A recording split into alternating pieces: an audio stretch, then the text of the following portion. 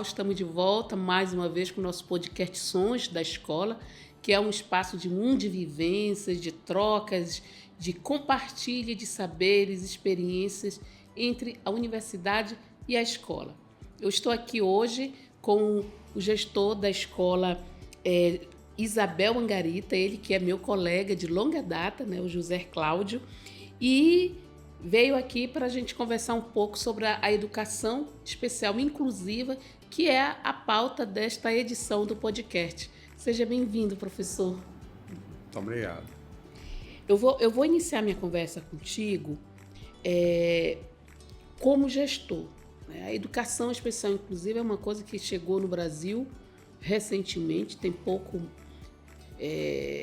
acho que tem pouco mais não chega a ter 20 anos, assim, enquanto espaço que todas as escolas, né, devem fazer a inclusão social. Acho que a partir de 2008 que isso passa a ter um regulamento e a gente vai aos poucos recebendo alunos e ultimamente esse número cresceu muito, né, para as escolas.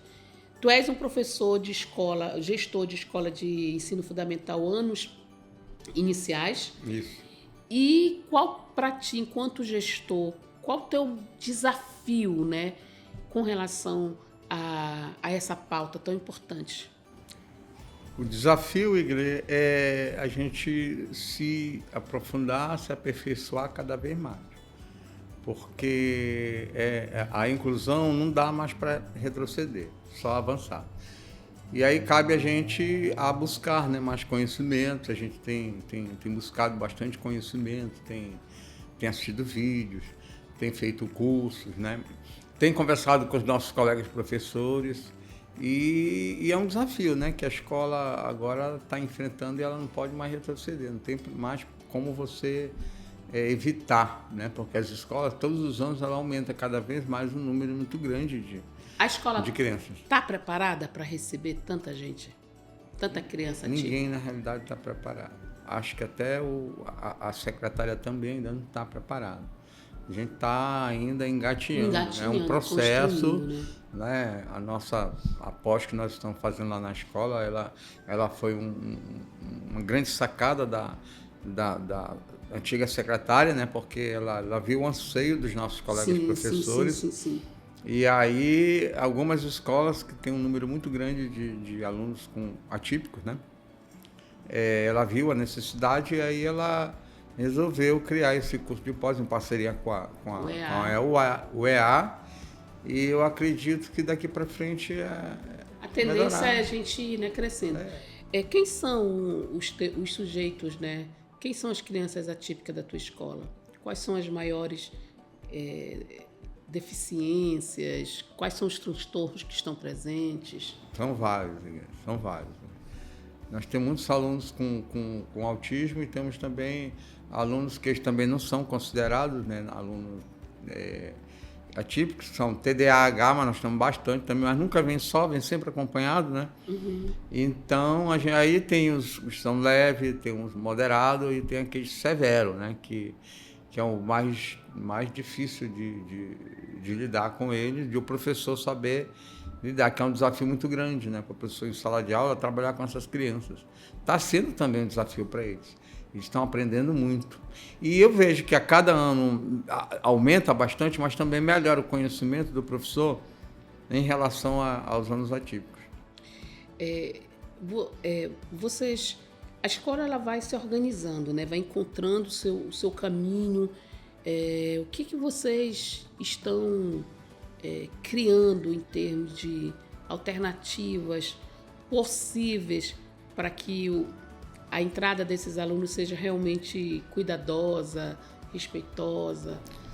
Olha, nós temos todo o cuidado com as crianças e, sobretudo, com os pais, né? Porque a gente sabe que muitos pais eles estão doentes, né, também por conta dessa vivência, porque você está com a criança o dia todo, imagine, manhã, tarde e noite, que são os pais, né? Uhum. Então é muito difícil. Então a gente também tem aprendido muito com os pais. A gente cria roda de conversas, Nós temos uma sala de recursos, que a nossa professora ela é muito capacitada e ela tem muito conhecimento, então a gente conversa em particular, a gente tenta acolher de todas as formas, né? Porque eles já são desprivilegiados por conta dessa situação. Então, cabe à escola acolher as crianças e, sobretudo, os pais também. Olha só que eu já ia te fazer essa pergunta. Como é que está a relação, né, da escola com os pais, as mães, a família típica ali presente? E como é que vocês têm tido também cuidados de conversar com a família dos não atípicos? Porque tem esse conflito, né? Porque a gente ouve muito, mas o meu filho não está conseguindo avançar porque o aluno X não... Né? Não sei se isso acontece na tua escola, mas há um conflito entre alguns pais, né? Entre si, os pais de família de crianças atípicas e em algum momento atrás já acontecia, hoje não acontece mais, né? Na tua escola. Daqueles pais que não têm os alunos atípicos, preocupados com seus filhos, né? E já aconteceu algum acidente, alguma coisa desse sentido, e comunicar a escola, e hoje a gente faz um trabalho de o próprio colega também deles acolher a criança, né? Acolher. É claro que tem aqueles que são mais severos, né? Que às vezes não dá para chegar próximo, mas aqueles em que dá para o coleguinha chegar próximo, ele também cuida. As mães também entendem, né? Porque sempre acontece uma situação ou outra e a gente chama a mãe e conversa com ela, né? Mostrando que aquela criança ela precisa de atenção, de cuidado, né? E que uma hora ou outra pode acontecer uma situação, né? E que ela entenda porque o filho dela está bem, mas o outro também tem essa situação. E precisa ter eles têm o mesmo direito, né? Tem. E eu acho curioso porque eu tenho visto nestas dinâmicas que entre os alunos ali, atípicos ou ditos típicos, né? Que eles são muito solidários com essas crianças muitas vezes, eles acolhem, eles levam para o recreio, eles seguem, ajudam, estão sempre, né, numa relação de reciprocidade e de cuidado com aquele aluno, ou um cadeirante, ou um aluno atípico, com TDAH ou com autismo. A gente percebe que essa coisa do preconceito ela é muito mais uma questão social né, do que com gente grande, digamos assim. Porque as crianças em si, elas conseguem, nesse convívio, encontrar os caminhos de se relacionarem bem.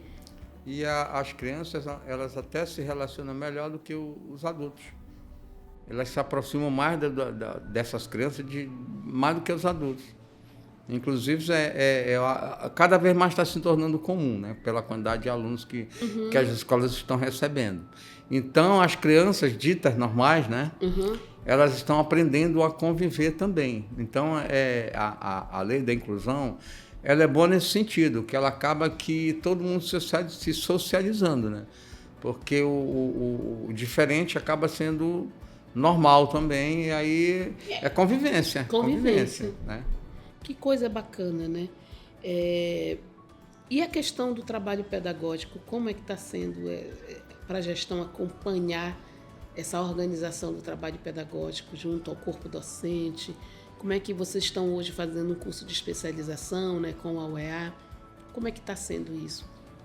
Está sendo de grande valia esse curso, né? Eu converso sempre com nossos colegas professores que nós somos privilegiados nesse sentido, porque tem escolas que não tem nenhum tipo de informação. Aí o professor tem que buscar, e nós não temos essa possibilidade de, naquele momento, em que a gente faz a pós, no chão da escola, né? No chão da escola. Sim. E isso tem sido de grande valia, os professores têm crescido muito nesse sentido, né? Tem buscado, e a gente observa, cada ano, os professores amadurecem cada vez mais nesse sentido. Não é fácil, é claro que não é fácil, mas tem melhorado bastante essa convivência, a parte pedagógica, eles têm buscado. A própria professora lá da sala de recurso, ela passa atividade, ainda hoje Antes de vir para cá, eu conversei com o professor, que ele estava com uma atividade para um aluno atípico, né? Ele disse, olha aqui que eu vou entregar para ajudar a colega aqui, justamente para um aluno. Né? E assim, a gente tem... esse diálogo com a sala de recursos. Sim. A professora vai na sala, pergunta, né? E conversa com os professores, se coloca à disposição. Ela tem livre acesso, né? Ela não é só aquela professora de, eu vou ficar lá na sala de recursos para atender o aluno contraturno. Não, ela sempre se coloca à disposição e ela sempre está contribuindo com os nossos colegas que às vezes tem uma dificuldade ou outra que como ela tem muita experiência mesmo, vários anos atuando na sala de recursos, sim, e muitos cursos ela já fez, então ela já tem conhecimento. Eu acho que os nossos colegas que vão da UEA já observaram que a nossa colega ela tem muito conhecimento. Sim, tem.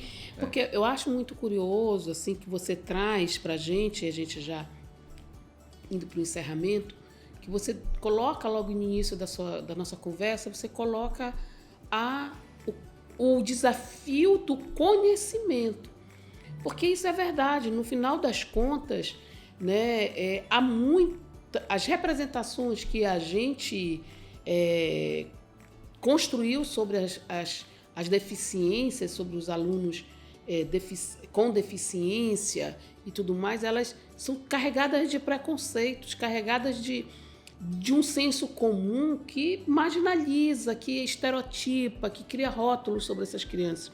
E o conhecimento, quando ele chega, de alguma maneira ele desperta no corpo docente ou no corpo da escola como um todo, na própria comunidade, né? Quando o aluno, a educação especial inclusiva chega para todos, é um impasse que se tem que ter, de romper com isso. Você colocou uma questão importante, o conhecimento. Então a gente tem que buscar esse conhecimento. Eu mesmo, como gestor, cresci muito em relação a essa questão. Inclusive, eu até fiz um curso com um desses canais, né, com a Ana Maria Brito, não sei se você já ouviu falar. Sim. Ela é muito boa. E eu tive que buscar também, embora eu não estivesse em sala de aula, né, para tentar também, de uma certa forma, contribuir, porque a questão é essa, o conhecimento, é buscar o conhecimento. Né? O conhecimento liberta, né? Ô, Cláudio, muito obrigado por ter aceitado o nosso convite. A gente se sente muito honrada em te receber aqui, em te ouvir e saber que a educação especial na tua escola tem realmente feito a diferença na formação, né, de uma sociedade mais igualitária, né, mais justa, né, sem preconceitos e inclusiva principalmente. Muito obrigada. Eu que agradeço, Ingrid, a oportunidade, né, porque a gente observa o quanto nós amadurecemos nessa questão. Eu lembro que quando eu anteriormente de sair lá da escola anterior, eu lembro como se fosse hoje, nós tínhamos um aluno. Hoje não, cada sala tem praticamente 2 ou 3 alunos. E faz exatamente 13 anos, né? Há 13 anos a gente tinha uma estrutura de escola com educação especial inclusiva e 13 anos depois a gente vê uma outra estrutura, uma outra dinâmica, é verdade. É isso mesmo. Eu que agradeço, Ingrid. Muito obrigada. Então é isso, pessoal. A gente volta com mais podcast Sons da Escola. Até mais.